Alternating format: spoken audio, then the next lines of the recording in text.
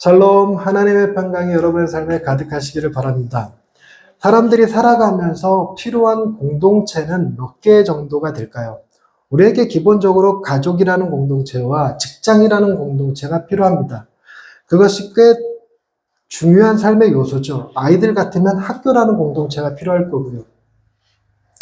그리고 직장을 안 다니는 사람들일지라도 하루 종일 집에만 지내는 게 아니라 목욕탕 공동체, 부동산 공동체, 그리고 브런치 공동체, 그리고 자전거 동호회, 여러 가지 단체들과 이렇게 소속감을 누리고 살아갑니다. 우리는 그 소속감 없이 살아가기가 쉽지 않은 사람이에요. 그래서 인간의 욕구 가운데 정말 중요한 욕구로 소속의 욕구를 얘기합니다. 근데 어떤 단체는 굉장히 깊은 소속감을 누리는 반면 어떤 단체는 그냥 어쩔 수 없이 발만 담그고 있는 관계일 수도 발만 담그고 있는 단체일 수도 있습니다. 제가 여러 단체들에 소속되어 있습니다. CTC 코리아라고 하는 단체에 소속되어 있고요. 이 지역 화성 중부 기독교 연합회라고 하는 목사님들 단체에 소속되어 있습니다. 교회적으로는 경기 노회 소속이고 지역으로는 서부 시찰의 소속입니다. 또한 제가 장신대를 나왔으니까 장신대 동문회 소속이고 서울 장신을 나왔기 때문에 서울 장신 동문회 소속입니다. 여러 군데에 소속되어 있어요. 그리고 여러 목사님들과 함께 같이 스터디하는 그룹들이 있어서 스터디하는 책 읽기 모임, 틴켈러 연구회 이런 여러 단체에 같이 활동하고 있습니다. 어떤 단체는 1년에 한 번 모이고요. 어떤 단체는 한 달에 한 번 혹은 일주일에 한 번씩 모이기도 합니다. 그런데 책 읽기 공동체나 스터디 같은 그룹은 제가 좀 깊이 관여해서 참여하는 편이고요.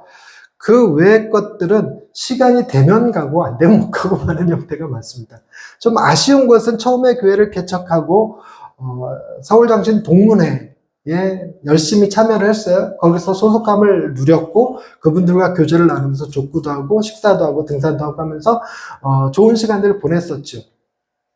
그랬는데 코로나 지나고 이게 모임이 뜸해지고 다시 나가려니까 제가 주로 모임을 갖는 날짜하고 날짜가 겹쳐서 항상 모이게 돼서 제가 잘 못 가고 있습니다.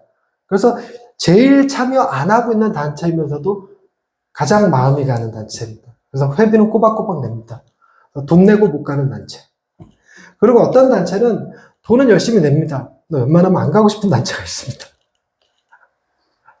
그냥 내 의무라고 느껴지니까 회비는 내는데 가서 뭐 같이 토론하고 밥 먹고 여행 가고 이러는 건 별로 하고 싶지 않은 그런 단체들도 있습니다. 어찌됐건 그런 단체를 할지라도 그 단체에서 빠져나오는 건 싫어요. 그 단체 소속이 아닌 것은 싫습니다. 이만큼 소속이라는 게 굉장히 중요하죠. 그런데 가만히 보면 어떤 단체는 굉장히 끈끈하게 맺어져 있는 반면에 어떤 단체는 굉장히 느슨하게 맺어져 있는 단체가 있습니다. 예를 들자면 그 단체에 안 나갔다가는 속기속가락 하나 끊어놔야 될 것 같은 느낌이고 어떤 단체는 뭐 나가든 안 나가든 별 상관없는 단체가 있을 수 있어요. 그래서 어떤 단체든 그 단체에서 요구하는 바, 그 단체에서 얘기하는 어떤 룰 같은 거를 잘 지켜서 그 단체에 소속되는 거죠. 가장 중요한 게 그 룰 가운데 하나가 뭘까요?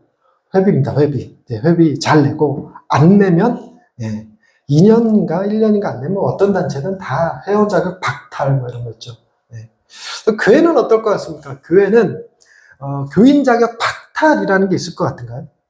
교인 자격 박탈 있습니다. 그러니까 심각한 범죄를 저지르거나 사고를 일으키거나 교회에 해를 입힌 경우에 교회법에 따라서 출교를 명할 수 있습니다. 출교.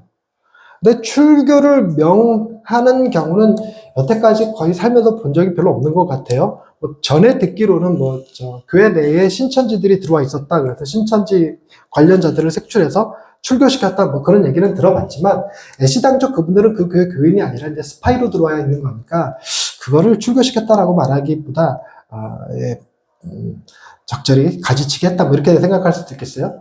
근데 최근에 들어본 가장 큰 징계로는, 장로님들이 서로 싸워갖고 교회에 분쟁을 일으키는 바람에 장로님들의 시무를 정지시켰다. 그러니까 시무정지.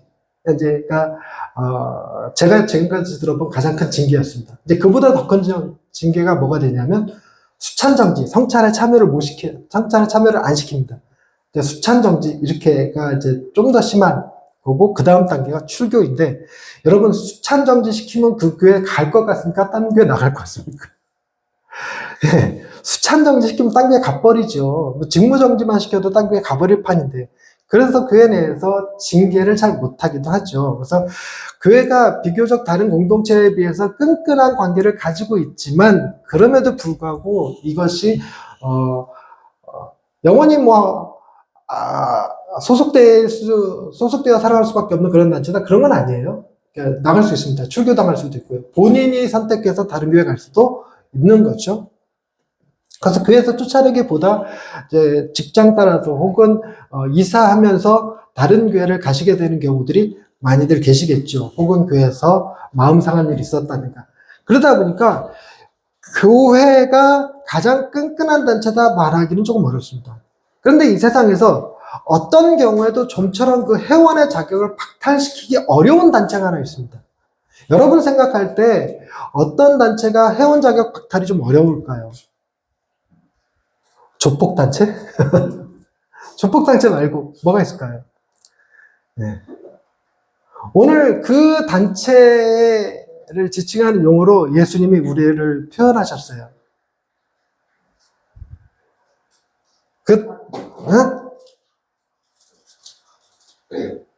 그 단체 명이 나오는 건 아니에요. 눈 씻고 찾아보면 그 단체 명이 나오는 건 아닙니다.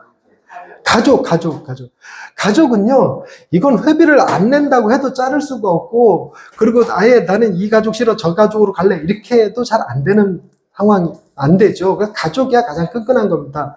여러분, 가족의 조건을 다 채웠다고 해서 가족으로 받아들여지거나 인정되는 건 아니에요. 여러분들 생각에 제가 우리 아이들에게 1점부터 10점 만점에 몇 점짜리 뭐 아빠일 것 같습니까? 1점부터 10점 만점에 몇 점짜리일 것 같아요? 네? 그렇죠. 10점이죠. 10점. 권사님은 무조건 10점이라고 생각하실 겁니다. 60점이요? 90점이요? 1점부터 10점 사이랬는데 왜 90점?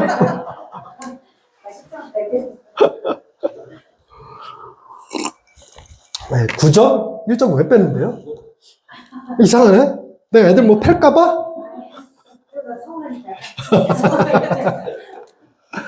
제가 생각할 때 우리 아이들에게 제가 최소한 8점 이상은 될 거다. 근데 9점은 좋게 봐주신 거고 8점 이상은 될 거다 스스로 생각을 해요. 스스로 생각하지만 애들한테 딱 물었는데 애들이 10점 이렇게 얘기 안 하면 망상하는 8점. 하영아 아빠 몇 점? 이렇게 지혜로운 아이예요. 지혜로운 아이. 10점입니다. 그러나 어떤 일이 생겨서 아이가 저한테 굉장히 마음 상하고 저를 1점을 준다든가 2점을 준다든가 이러면 아빠의 자격이 박탈될까요? 아니라는 거죠. 가족이 그래요. 아무리 마음 상하는 일이 있어도 아빠를 쉽게 버리거나 아빠의 관계를 끊어버릴 수가 없습니다. 저는 살면서 아이들의 마음을 상하게 할 일이 분명 생길 거라고 생각을 했어요. 어릴 적에. 우리 애들이 어릴 적에. 그래서 미리 예방책으로 하나 마련해 둔 게 있습니다. 그게 우리 애들은 잊어버렸을지도 모르겠는데 뭔지 아니? 면죄부를 제가 애들한테 받아놓은 게 있어요. 그래서 아직도 보관하고 있습니다. 그 생일 선물로 면죄부 하나 써줘. 평생에 딱 한 번 쓸게. 그래갖고 지금 놔두고 있어요. 그래서 그걸 딱 주는 순간 아빠가 어떤 잘못을 했든 용서해 주기로 각서 쓴 거 있어요. 면죄부. 아직까지 쓰지 않았지만 앞으로도 쓸 일 없었으면 좋겠지만 어찌됐건 애들이 이제 아빠를 미워하게 되는 상황이 벌어지면 그때 이 면죄부를 쓰려고 받아놓은 게 있습니다. 그 면죄부를 왜 받았냐면 10점으로 만점으로 살아갈 자신은 없어요. 아무리 내가 좋은 아빠가 되려고 해도 아이들 마음 상하게 하는 일이 분명 올 거라는 생각이 있었기 때문에 그래요. 그럼에도 불구하고 면죄부를 안 갖고 있다 할지라도 아빠와 자녀의 관계가 쉽게 끊어지지는 않죠. 자녀도 마찬가지죠. 자녀가 다 마음에 들지 않아요. 제 아이들이 다 1점부터 10점 만점에 10점짜리 아이들이라고 생각을 해요. 나중에 따로 궁금하신 분들은 물어보세요. 10점짜리라고 생각해요. 그러나 어떨 때는 9.9점대로 떨어질 수도 있잖아요. 그럴 때 아이들한테 화가 나기도 하고 싫은 소리도 하고 핀잔도 주고 뭐 야단도 치고 하지만 그렇다고 해서 너 이제부터 내 딸 하지마 호적에서 파버릴 거야 이렇게 되지는 않습니다. 그리고 가족의 관계라는 게 그래요. 가족의 관계라는 게. 오늘 우리가 읽은 본문 말씀에 독특하게 두 개의 가정이 약간 이 오버랩되는 형태로 나타납니다. 두 개의 가정이. 하나의 가정은 예수님의 진짜 가족. 20절 말씀에 보면 집에 들어가시니 무리가 다시 모임으로 식사할 겨를도 없는지라 21절에 예수의 친족들이 듣고 그를 붙들러 나오니 예수의 친족, 진짜 가족, 마리아와 그의 동생들. 예수님에게는 형이 있었을까요? 형이나 누나가 있었을까요? 없었을까요? 없었겠죠. 예수님이 동정녀의 몸에서 태어났습니다. 그 얘기는 그의 어머니가 누굴 낳은 적이 없어야 됩니다. 근데 여러분들 지금 표정이 누구였다라 그러고 있어 지금 실망스럽게. 예, 예수님은 그 동생들 뿐이죠. 그랬는데 그들이 예수님을 뭐라고 평가를 내리고 있냐면 미쳤다라고 평가를 내리고 있어요. 그러니까 이게 해석에 따라서 조금 다르긴 한데 예수님의 친척들이 예수를 미쳤다라고 직접적으로 다이렉트로 영어 쓰지 말아야지. 직접적으로 말했다는 뜻도 되지만 사람들이 예수를 미쳤다라고 하는 말을 듣고 예수님을 지키기 위해서 보호하기 위해서 나왔다. 이런 해석도 돼요. 그래서 어떤 측면에서는 지금 예수님의 가족들이 예수님을 사랑해서 보호하려고 와서 봤더니 심지어 예수님이 일이 너무 많아갖고 식사도 제대로 못해. 여러분 엄마가 와서 아들 봤는데 아들이 밥도 제대로 못 먹고 있다. 그럼 너무 바쁘다. 그러면 마음 상하겠죠. 그래서 와서 식사라도 제대로 할 수 있게 좀 쉴 수 있게 도와주려고 왔을 수도 있어요. 그런데 이제 전체적인 맥락을 보면 약간 무슨 분위기가 보이냐면 22절에 예루살렘에서 내려온 서기관들은 그가 바알세불이 집혔다 하며 또 귀신의 왕을 힘입어 귀신을 쫓아낸다 하니 예루살렘에서 온 서기관들 즉 이들은 권위자입니다. 권위자. 그러니까 이 사람들의 말은 사람들이 쉽게 믿고 그리고 어떤 일이든 이 사람들의 이야기에 근거해서 판단 내리는 경향이 강해요. 그러니까 여러분 제가 여기서 여러분들한테 설교를 하고 여러분들을 지금까지 신앙을 저와 함께 하셨는데 제가 우리 아이들이 미션 스쿨 들어가서 이제 공부하면서 신앙을 이렇게 접하게 돼요. 그러니까 나 아빠 아닌 다른 신앙을 접하는 거죠. 근데 조금 제가 이 아이들을 그들에게 보내면서 조금 불안했던 게 뭐냐면 저는 교회를 여태까지 하면서 율법적으로 아이들을 키우지 않았습니다. 기도 안 하면 큰일 날 것 같이 키우지 않았다는 얘기예요. 그런데 그런 단체에 들어가면 마치 기도 안 하면 지옥 갈 것 같이 얘기하면 어쩌지? 이런 생각이 들었습니다. 그리고 우리 딸은 지금 현재 CCC에 굉장히 빠져 있습니다. 그래서 CCC 없는 대학은 상상하기도 힘들어라고 말할 정도예요. 자칫 저 아이가 이제 CCC 간사 되겠다고 덤비는 날이 올 수도 있을 것 같은데, 그때 가서 고민해 보기로 하고 나서 앞으로 3년이 남았으니까. 그런데 그 CCC가 예전에 내가 경험했던 CCC는 다소 율법적이었습니다. 그래서 뭐 하지 말라는 것도 많고, 또 이렇게 뭐 공부해야 될 것도 많고, 뭐 무슨 자격 같은 것도 취득해야 되고, 뭐 이렇게 코스도 해야 되고, 그런 게 많았어요. 그러니까 CCC보다 조금 더 규율이 엄격했던 게 예수전도단이었는데, 제가 예수전도단 출신입니다. 좀 더 규율이 강하긴 해요.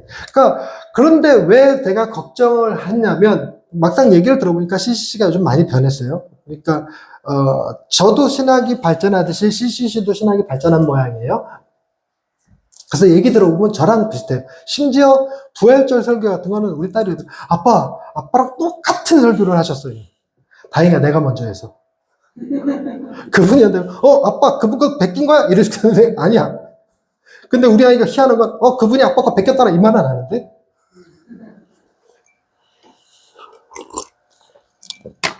그만큼 많이 비슷해졌어요. 그래서 아이들이, 우리 아들도 그렇고, 딸도 그렇고, 학교에서 배워갖고 온 내용들을 얘기하면, 그리고 아이들의 생각을 물어보면 아이들 생각이 꽤 바르구나라는 생각을 들긴 합니다. 근데 제가 불안했던 이유는 뭐냐면, 저는 목사로서, 아빠로서 얘기하지만 애들은 학교에 가서 누구로부터 그 신학을 듣는 거냐면, 교수님으로부터 들어요. 교수님으로부터. 그러면 아빠의 생각과 교수님의 표현이 다르면, 누구 말이 맞다고 생각할 가능성이 클까요? 교수님 말이 맞다고 생각할 가능성이 커요.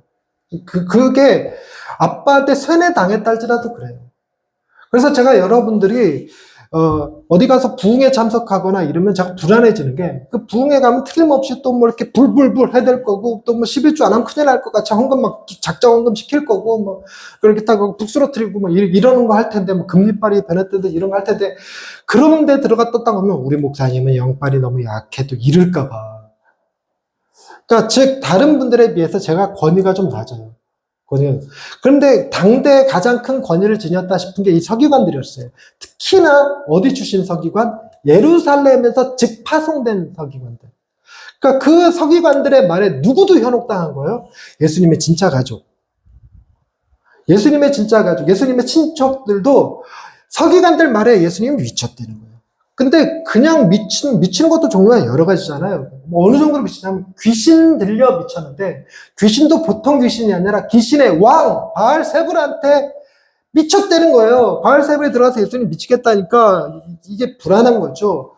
그리고 서기관들의 말이 사실일 거라고 믿는 건 아닐 수도 있지만 가족들은 사실이 아닐 거라고 믿어도 사람들은 어떨까요? 사람들은 그 말을 믿기 쉬워요.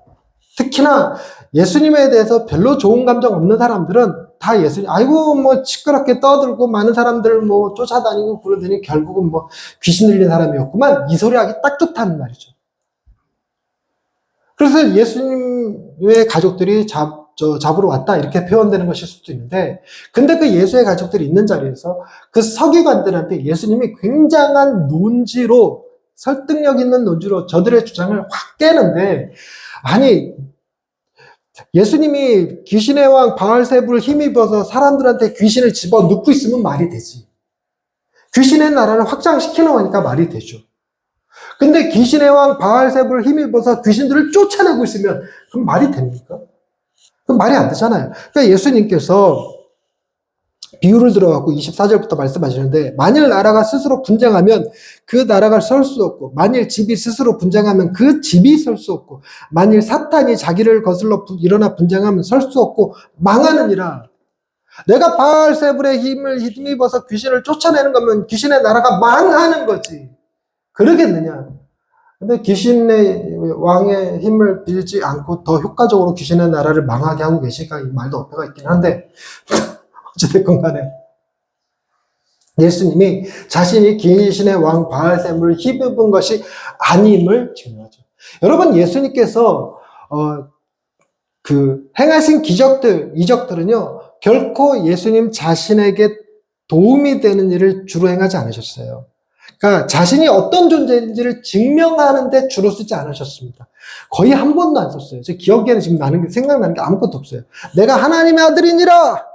못 믿겠냐? 공중부양! 이런 거 안 하셨다는 겁니다. 내가 하나님의 아들이니라! 태양아 가리워져라! 여러분, 이거 했던 사람들 덜어 있죠. 역사 속에. 그 영화에 보니까 선덕 여왕도 그 짓 하던데, 개기일식 날짜를 기다렸다가 빛을 가리겠노라. 쫙. 좀 사람들이 막 놀라니까 빛을 주겠노라. 쫙. 개기일식 갖고 장난친 거지. 근데 예수님이 그런 형태의 일을 행하지 않으셨다는 겁니다. 심지어 예수님은 어떤 시험도 견디셨냐면, 마귀가 너 하나님의 아들이야? 성전에서 뛰어내려봐. 성전 밑에만 하는 사람들이 너를 보고 환호할 거야. 너는 하나님의 아들이라. 그러지라도 그걸 안 하셨던 분이세요. 그리고 예수님은 주로 질서를 지키는 기적. 내가 몇 번을 얘기하는데 이제 슬슬 머리에 와닿으시죠. 흐트러진 질서를 회복시키는 능력을 행하셨지, 안정된 질서를 흐트러뜨리는 회복을 쓰지 않았어요. 우리가 소위 말하는 흑마법은 하지 않으셨습니다. 흑마법. 제가 여러분들한테 내가 얼마나 대단한지 보여주겠다고 막 여기 어두워지더니 저기 빵빵 걸어놓고 가더니 여기서 검은 이게 김이라고 연기라고 표현하지 않고 뭐라 그러지? 어떤 에너지가 이렇게 삐삐삐삐삐 나오고, 앱툰들 보셨을 거죠? 그죠? 이렇게 나오는. 그러고 있으면 여러분들이 저를 흑마법사라고 얘기하지 목사라고 얘기 안 할 겁니다. 예수님이 절대로 그렇게 하지 않으셨다는 거예요. 예수님은 병든 자를 고치고 죽은 자를 살리고 귀신 들린 자의 귀신을 내어 쫓으시고 풍랑 있는 바다를 잔잔케 하시는 방식, 굶주린 자들에게 먹을 것을 주시는 방식으로 기적을 행하셨습니다. 망가진 질서를 회복시키는 방식. 그래서 예수님의 사역을 보면 망가진 우리 자신도 하나님께서 회복시켜 주실 거라는 기대와 믿음을 갖게 하시는 놀라운 기적들이었죠. 그런 기적을 바알세불이 하겠느냐는 거죠. 바알세불이 하는 기적은 흑마법이지 그게 사람 살리는 마법이겠습니까? 그러면서 예수님이 마음이 좀 상하신 모양입니다. 뭐라고 얘기하냐면 28절 말씀, 내가 진실로 너에게 이르노니 사람의 모든 죄와 모든 모독하는 일은 사하심을 얻되 29절, 누구든지 성령을 모독하는 자는 영원히 사하심을 얻지 못하고 영원한 죄가 되느니라 이렇게 얘기하셨어요. 그래서 29절 이 말씀 때문에 죄 중에 가장 큰 죄는 무엇입니까? 성령을 모독하는 죄, 이런 대답이 가능해졌는데 제가 여러분들한테도 또 한번 이렇게 주지시키는데 여러분 가장 큰 죄가 무엇입니까? 라고 물어보면 성령을 모독하는 죄요 라고 대답하시지 마세요. 다른 교회 사람들은 다 그럴지라도 우리는 그러지 맙시다. 우리는 팁시다. 우리는 팁시다. 뭐가 가장 큰 죄냐면 하나님을 부인하는 죄요. 이렇게 대답하시면 좋겠어요. 하나님을 부인하는 죄요. 자, 물어보겠습니다. 죄 중에 가장 큰 죄가 무엇입니까? 그래요. 이 하나님을 부인하는 죄. 예수님께서 누군지 사람 앞에서 나를 부인하는 죄는 나도 내 하늘아버지 앞에서 그를 부인하리라 이렇게 말씀하셨어요. 그래서 죄 중에 가장 큰 죄는 하나님을 부인하는 죄, 예수님을 부인하는 죄입니다. 그런데 이 죄는 사하심을 얻을까요? 얻지 못할까요? 부인하는 죄는 사하심을 얻을까요? 얻지 못할까요?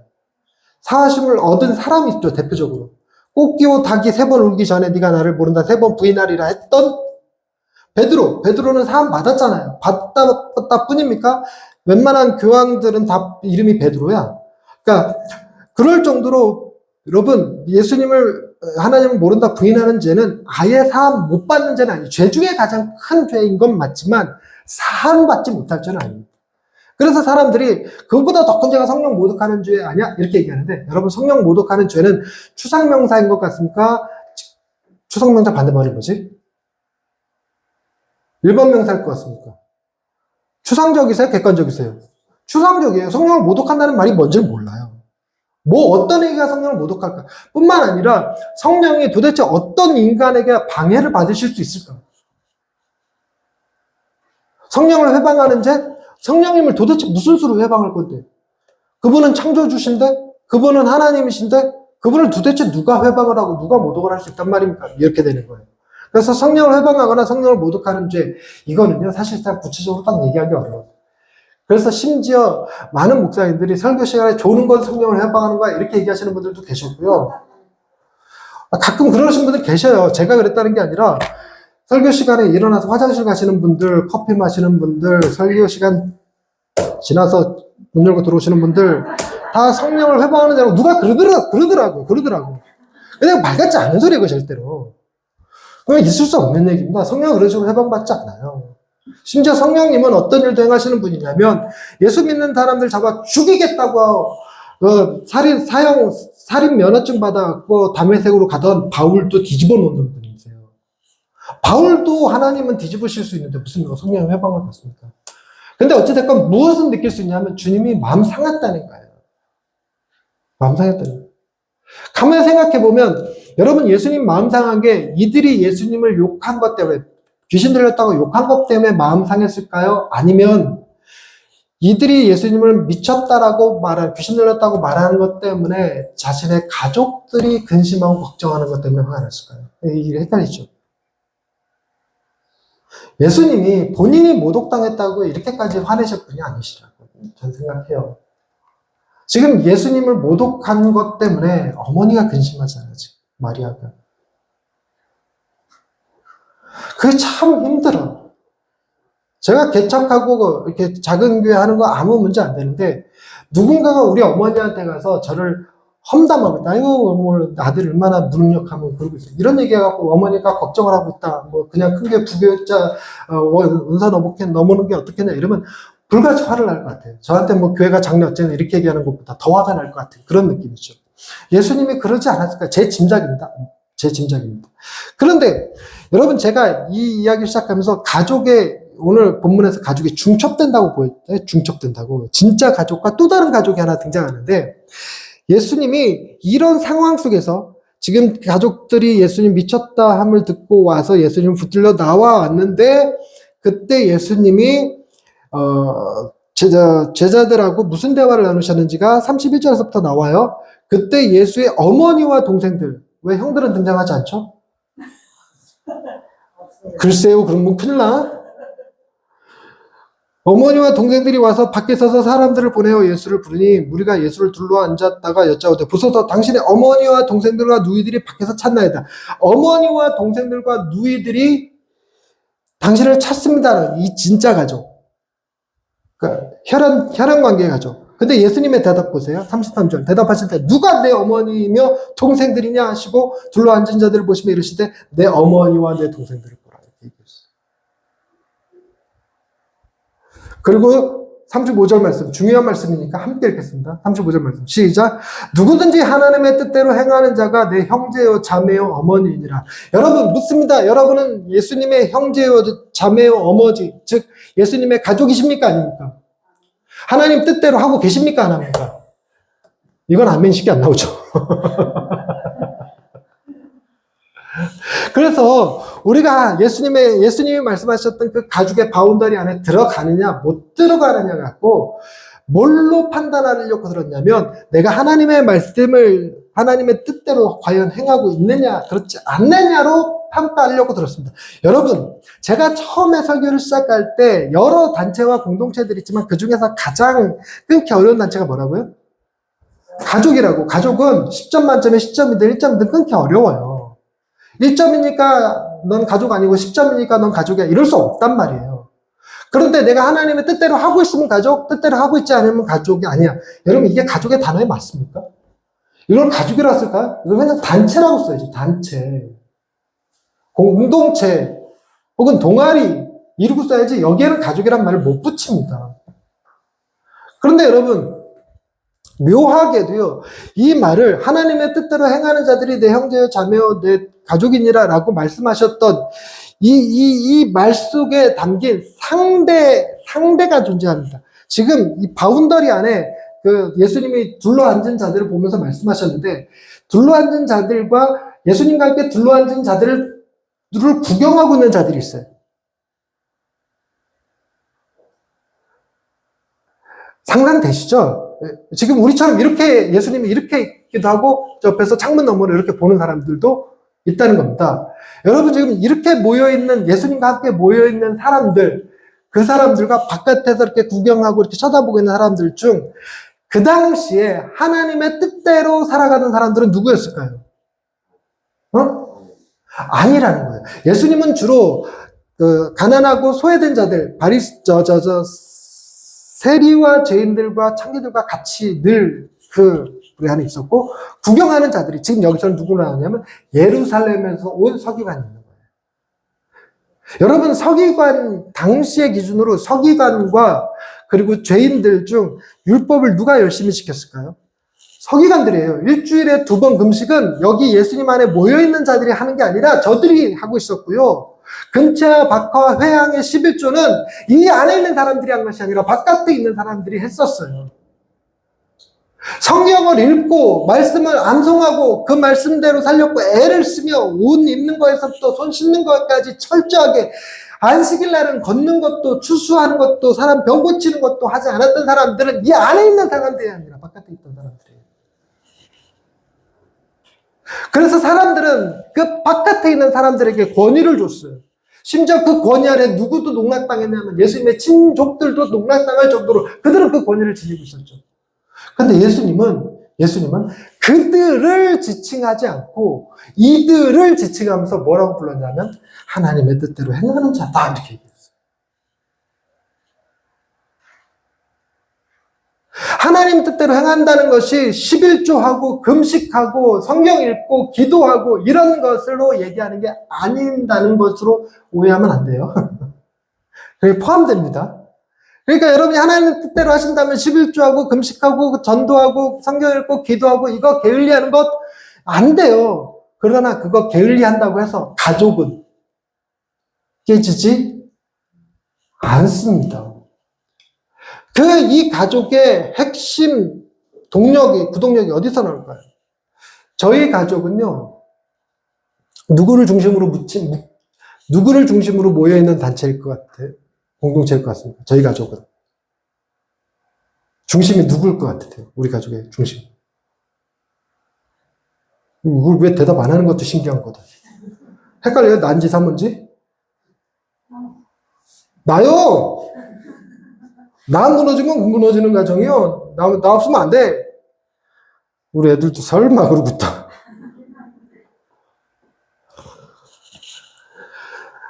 아내이죠. 아내가 엄마의 뜻대로 안 한다고 해서 우리를 가족이라고 너희들은 가족이 아니야 이럴까요? 우리의 실수를, 문제를, 잘못들을 커버해 주는 게 엄마예요. 감싸주는 게 엄마예요. 아빠는 두 줄기 펴려고 그래도 엄마는 감싸주고 이 아이 한 번만 봐달라 그러는 게 엄마죠. 예수님의 구동력이 거기서 와요. 예수님께서 가족이라고 말할 때 니들이 행하지 못하는 거 내가 행할 때 니들이 잘못한 거 내가 다 책임져 줄게 하는 방식인 거예요. 예수님이 가족이라고 말했을 때는 그 어떤 것보다 가장 끈끈한 단체, 예수님이 모든 걸 다 책임지시는 단체. 즉 니들이 저 서기관들의 의와 비교해서 현장이 낮을지라도 내가 너희들의 의를 저 서기관들보다 더 나은 의로 만들어줄 수 있는 분, 그게 예수님이시죠. 제가 말씀 가운데서 받는 은혜는 나는 비록 하나님의 뜻대로 살지 못할 때가 있어서 주로 살지 못하고 있어서 말을 잘해야 돼. 주로 살고 있지 못해서 내 행위를 보고 이 말씀을 들여다보면 나는 가족이 아니에요. 근데 주님이 말씀하신 가족의 개념 안에 나를 포함시켜 놓고 보면 주님은 나에게 뭐라고 얘기하고 계신다? 하나님의 뜻대로 살고 있다고 말씀하시는 거예요. 여러분, 내가 하나님 뜻대로 사는 게 중요할까요? 아니면 내가 하나님 뜻대로 살고 있다고 주님이 인정하시는 게 중요할까요? 내 행위가 중요할까요? 그분의 인정하심이 중요할까요? 인정하심이 중요해요. 대답을 이거 크게 하시면 좋겠어요. 내 행위가 중요한 게 아니라 그분의 인정하심이 중요해요. 시편 1편. 복 있는 사람은 악인들의 꾀를 따르지 아니하며 죄인들의 길에 서지 아니하며 오만한 자의 자리에 앉지 아니하고 오직 여호와의 율법을 즐거워하여 그 율법을 주야로 묵상하는 자로다. 여러분, 복 있는 사람이 되려면 악인들의 꾀를 따르지 말고 죄인들의 길에 서지 말고 오만한 자들의 자리에 앉지 말고 여호와의 율법을 즐거워하여 여호와의 율법을 주야로 묵상하셔야 됩니다. 고로 이 말씀을 따라보면 여러분은 복 있는 사람입니까? 없는 사람입니까? 없는 사람이죠. 그런데 6절 말씀, 무릇 의인들의 길은 여호와께서 인정하시나 악인들의 길은 망하리로다. 여러분, 어떤 행위를 내가 했느냐 안 했느냐보다 더 중요한 건 하나님이 나를 인정하시느냐 안 하느냐예요. 놀랍게도 지금 서기관들이 이 안에 있는 이들보다 더 열심을 내어서 금식도 하고 11조도 하고 성경도 읽지만 인정받지 못하는 거예요. 그러나 이 자리에 있는 사람들은 주님이 인정하시는 거예요. 100번을 하고도 인정받지 못하는 사람이 있지만 한 번 흉내만 낸 것으로도 인정해주는 사람이 있죠. 우리 아이들 키울 때 한 번 흉내만 내도 어이구 착해, 어이구 똑똑해, 어이구 대단해 이거 다 하지 않았습니까? 어쩌다 한 번 똑똑한 짓 하면 우리 아이들 천재 아닐까 이런 착각하게 하고 살잖아요. 그렇게 인정이 중요한 거죠. 시험 잘 봐서 성적표가 중요한 게 아니라 인정이 중요합니다. 하나님의 인정. 우리가 지난주에 찬양하려다 실패했던 찬양이 있습니다. 그걸 시도하겠다는 건 아니에요. 가사만 보겠다는 겁니다. 너를 선택한다라는 찬양이었는데 귀하고 아름다운 나의 사랑. 노래 안 불러요. 나의 모든 마음을 너에게 준다. 무엇보다 소중한 나의 사랑아, 나의 모든 정성을 너에게 준다. 나의 기쁨아, 나의 사랑아. 그 다음 나는 언제나 너를 선택한다. 어떤 이가 세상을 다 준다고 해도 나는 언제나 너를 선택한다. 그것으로 내 모든 것을 포기해야 한데도 나는 너를 선택한다. 그게 주님의 인정이에요. 그게 주님의 선택입니다. 2절 가사에 이랬어요. 어디에 있든지 무엇을 하든지 상관하지 않고 너를 사랑한다. 어디에 있든지 무엇을 하든지 상관하지 않고 사랑하신다. 그게 주님이 우리를 인정하시고 사랑하시는 거예요. 네가 교회 안에만 있어야지만, 네가 성경을 읽고 있어야지만, 네가 금식을 해야지만, 네가 저 서기관들보다 뛰어나야지만이 아니라, 그들은 그렇게 열심히 하고 있어도 주님이 인정하지 않으면 말짱 꽝인 거죠. 어디에 있든지 무엇을 하든지 상관하지 않고 너를 사랑한다. 그 다음 가사가 정말 뒤집어지는 가사예요. 그래서 지난주에 찬양, 이 찬양을 제대로만 불렀으면 우리 다 같이 뒤집어졌을 텐데 찬양을 완전히 죽서. 아니 왜 안 나와 반주자가? 누구 때문에 찬양을 망쳤다고 내가. 가사가 이래. 네가 나를 사랑하지 않아도, 네가 나를 사랑하지 않아도 상관하지 않고 너를 사랑한다. 나의 행보가 나의 사랑아. 네가 잘난 사람이 아니어도 다른 사람들이 손가락질해도 난 항상 변함없이 널 사랑한다. 그게 가족입니다. 여러분이 서기관과 비교해서 혹은 다른 교회 교인들과 다른 열심히 있는 사람들과 비교해서 정말 하나님이 나 사랑하실까? 하나님이 나를 가족이라고 할까? 이거 아무 의미 없어요. 그 사람들과 뭘 비교해봐야 여러분 그거 아십니까? 도토리 키재기라는 말? 위에서 이렇게 내려다보면요. 키가 130이든 키가 180이든 다 점으로 보여요. 두 개 이렇게. 아무 의미 없어요.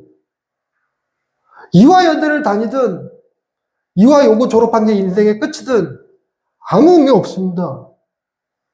우리는 36도와 0도 사이를 왔다 갔다 하면서 누구는 36도니까 눕고 누구는 35도니까 낮고 이렇게 사는데 온도는 저 273도, 마이너스 273도부터 시작해서 태양열이 몇 천도까지 올라가는 그 사이에 요 몇 도 갖고 싸우고 있는 거 우리가.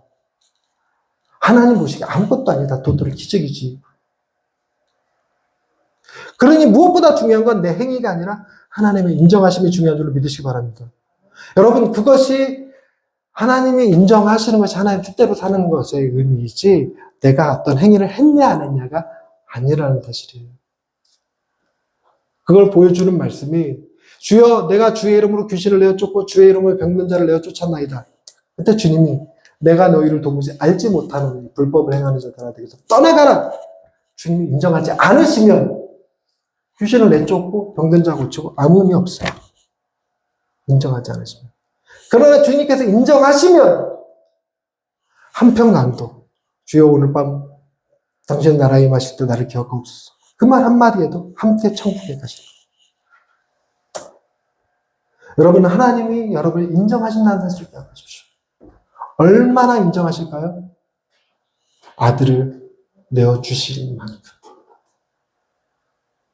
여러분들을 너무너무 사랑해서 여러분들을 하나님 뜻대로 행하는 자라고 인정하시기 위해서 당신의 아들을 십자가에 내어주신 분이 그분이세요. 그래서 그분은 우리의 행위의 기준이 아니라 당신의 의지로, 당신의 선택으로 우리를 가족으로 부르신 주님이신 줄 믿으시기 바랍니다. 하나님은 여러분을 형제, 자매로 부르셨습니다. 기도하십시다. 하나님, 우리가 살면서 우리의 행위를 바라보면 어쩔 때는 하나님의 자녀인 것 같다가 어쩔 때는 아닌 것 같다가 또 어쩔 때는 천국에 갈 수 있을 것 같다가 어쩔 때는 아닌 것 같은 불안함에 휩싸일 때도 있습니다.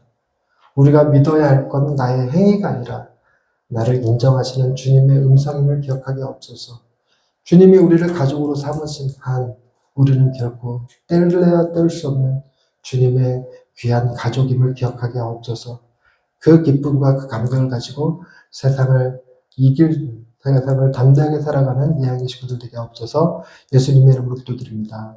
아멘.